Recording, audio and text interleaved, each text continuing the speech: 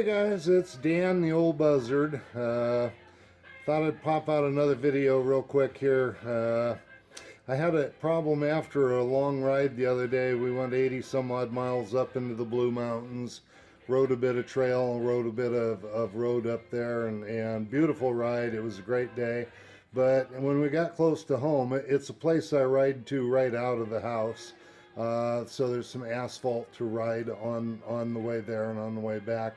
But there's one really steep, one really long climb that takes a lot of throttle to do 35 or 40 mile an hour up to get home. And it's just half mile away from the house. But in any case, after that long ride during that real long, hard climb, and it was a hot day too. It was probably 90 degrees that day. By the time we got home and down low here anyway. But when we got home, climbing that grade, check engine light came on and it lost power. It felt like it was going into limp mode. I never did see those words on the screen, but it sure felt like limp mode. But it would come and go, you know, it would crap out for 2 or 3 seconds, all of a sudden come back on full, and then crap out for another several seconds, come back on full power. So brought it home, cleaned it up, washed it, and wondered if there was codes in it. There's no stored codes at all. So I took it up and gassed it up and did another ride to try and force it to do it again, and it won't do it. So the next ride we're going on is Whitebird, and it's going to be a fairly long, rugged ride too. And I don't want to get stuck out on the trail and have to make somebody tow me all the way back to where I can get to it with the pickup truck. In fact, I don't even know how I'd get it home then, because we're taking the toy hauler. I'd have to tow it all the way back to camp, and that might be 30 or 35 miles. You don't want to do that. I'd probably have to go to town and rent a trailer or something. But in any case, what to do? Thought about it. Communicated with some friends. You know, it's like, well, that sounds like maybe a fuel delivery problem, so fuel filter or the vent filter or something along those lines, fuel pump. That all sounds real reasonable to me, because that is what it acted like. But I also thought, you know, I've never cleaned the speed sensor on this thing. You're supposed to clean it every 2,000 miles or 100 hours, and I've not cleaned it yet. I've got 55, now 5,600 miles on the machine. The book also recommends you clean it every time you change transmission fluids. I didn't change it this last cycle. I just did an oil change. But it could be that speed sensor is getting gummed up and starting to throw errors.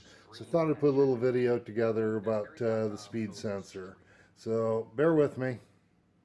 Okay, so this is where the speed sensor is located. It's number 1 up here, so it's on the back of the case and toward the left-hand side. So let's go over and have a look. Okay, I remember seeing it when I had the bed off for the major maintenance, and I didn't pull it out then. I should have. That was 1,500 miles ago or so, but I'm not going to do that whole big major maintenance thing again this year. I'm going to go one more year before I pull the whole thing apart again. But it's supposed to be on the left-hand side, so you get down in here and look, and I cannot get to it here. I've looked, can't do it. You go over on the left-hand side of the machine. Yeah, you're not gonna get to it from over here either. But I've peered through the backside and in through that way. I got to take the spare tire and everything off, and then perhaps we can get it from the back. Okay, we got the spare off. Well, you got to be a contortionist to work on this. So down here, oh, these old bones. There you go. There it is right there. Now I got to figure out, I would imagine it's a Torx, of course, on the other side where you can't see it. to get the darn thing out. And well, we're just gonna have to tinker until we figure it out. Good rule is always to clean it up around it first, so I'll take a rag and wipe it down real good. Okay, after looking at it from the rear and spotting exactly where it is, it made it easier to see from the left-hand side here. So perhaps we can attack it from both sides. So let me see if I can point it to you. Yeah, it's way back right there where, come on, the magnet wants to grab the steel, but right there is where it's at. So there's a hole down through that plate. Looks like a 10mm bolt. And let's see if we can get that puppy undone.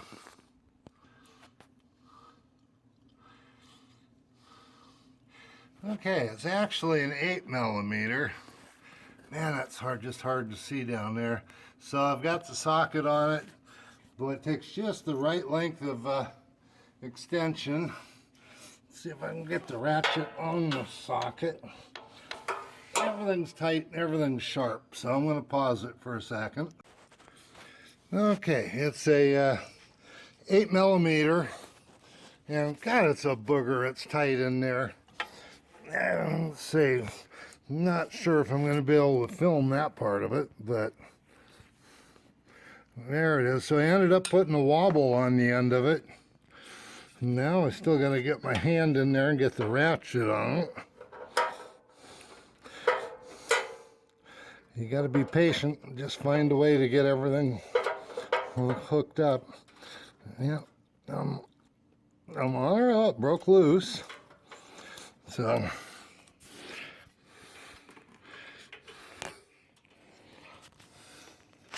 Yeah, there's no good way to film that, but it broke loose. Okay, so after losing my wobble socket and everything down into the skid pan and having to fish it out with a magnet, I decided to take the left rear wheel off. That makes access to it a lot easier. Still can't get my hand in there to get the thing out. I've got the bolt out already, so I've got the skinniest screwdriver I can find. Let's see if I can pry it up. Well, it's pretty loose. Here it comes. It's coming out.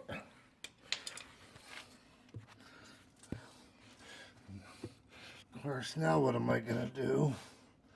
Get it out. Does it have enough cord to reach anywhere? I'm sorry about the video, guys, but let's see what happens here.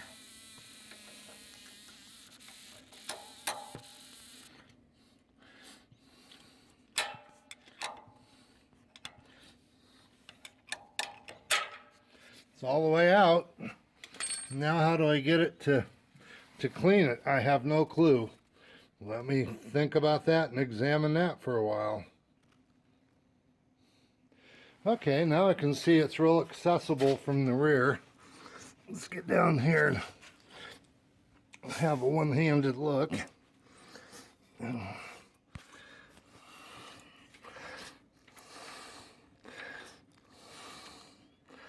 Well, doggone it. I was hoping to find it all gummed up, messed up. There's hardly anything on it. Let's take a little paper towel. I was hoping this would be a good reason for it to throw, or not throw codes, but screw up the other day. Yeah, I got to put the phone down again.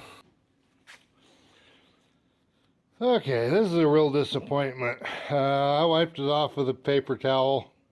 That's all I got off of it right there. It was not all gooped up. I'm told it's a magnet, you know, and it kind of, it's part of what counts the rotation of teeth on the inside that equates into the speed that shaft is turning.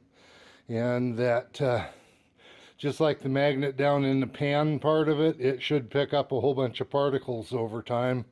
But evidently my transmission's been pretty clean for 5,500 miles. So now we got to struggle with putting the bolt back in. Younger guys, smaller hands, more nimble hands, will have a lot easier time with it. Okay, I won't bore you with putting the thing back together. Taking the tire off was a real wise thing to do. Then you can get a lot better access to it.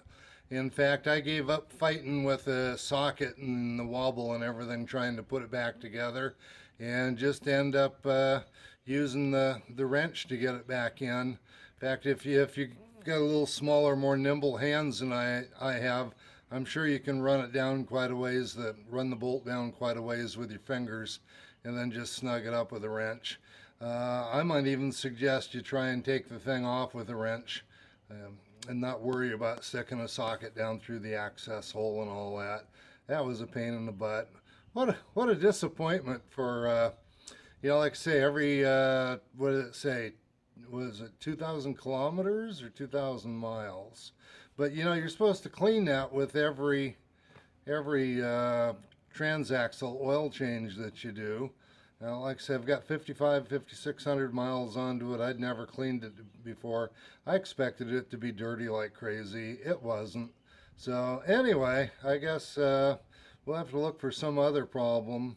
Hey, I got a warning for you too. I had ordered, or not ordered, well, yeah, ordered from from my wife to stop at the dealer, pick up a fuel filter for me, and I gave her the part number that shows in the Can-Am accessories catalog where it says fuel filter.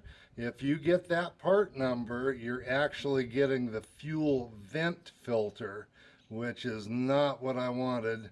I'm not happy with that document being bad. I thought maybe the dealer screwed up, but I went back and looked, and no, the part number on the package is the same as what Can-Am online says is the fuel filter, so be careful there. Anyway, old buzzard out. Have a good summer, guys.